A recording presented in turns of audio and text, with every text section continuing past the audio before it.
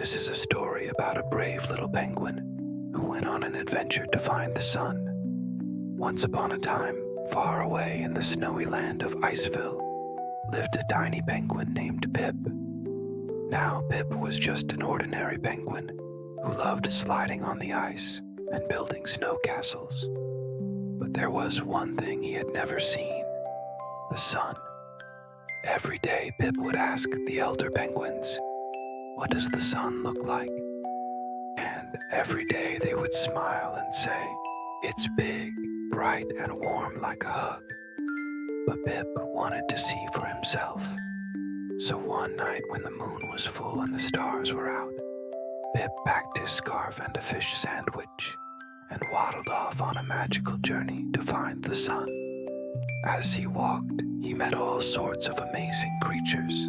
There were glowing jellyfish that floated past, singing snow owls in the trees, and a sleepy polar bear who was taking a midday nap. "Excuse me," asked Pip. "Have you seen the sun around here? I'd like to take a peek." The polar bear opened one eye, looked at Pip and said, "You won't find the sun up here. You have to go south to the sky mirror, a frozen lake that reflects the sun's rays. You should be just over that hill." "Thank you, Mr. Polar Bear." And soon enough, Pip saw it, a beautiful frozen lake that sparkled like 1,000 stars. But there was no sign of the sun. Disappointed, Pip sat down on a nearby rock to take off his scarf and have a little rest. And that's when he heard a voice. Looking for this? A wise old turtle poked its head out from under a snowdrift. In its beak, it held a small, smooth stone that was glowing with a golden light.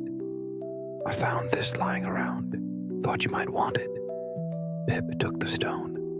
"What's this?" he asked. "Why does it glow?" "That, my friend," said the turtle, "is a sunstone. It glows with the power of the sun. In fact, every single sunbeam that hits the frozen lake creates a sunstone. They're as plentiful as raindrops in a summer shower." Pip thanked the turtle, then hurried over to the lake. He tossed the sunstone into the air and closed his eyes tight. When he opened them, the sunstone was gone, but in its place was a small mirror that reflected the sparkling ice and snow around him. Then Pip noticed something even more amazing. In the distance, above the hills, he could see the first rays of sunlight touch the frozen lake. And as he watched, the mirror in his hands began to glow with a warm, golden light. Just then the sun rose higher in the sky, bathing the frozen lake in its warm glow. And Pip knew he was seeing the sun for the very first time. With a heart full of joy, Pip ran all the way home. He couldn't wait to tell everyone what he saw. As he raced through the streets of Iceville, the town's penguins gathered around him, their faces full of awe and wonder as Pip described the beauty of the rising sun. When he finished his story, there wasn't a dry eye among them. They had listened intently to Pip's tale of the sun, and now their hearts yearned to see it for themselves. But alas, it was getting late, and soon the sun would set again, plunging Iceville into darkness. "Don't worry," said Pip. "I have an idea." He led the penguins back to the frozen lake, and with their combined strength, they pushed the ice, creating a huge mirror that reflected the last rays of the setting sun.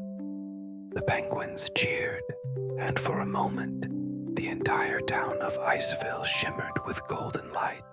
Though Pip didn't bring the sun back to Iceville that day, he did bring back something just as powerful: hope and light in their hearts. And that, my friends, is the true magic of the winter season.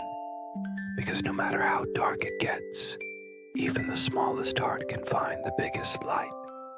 The end.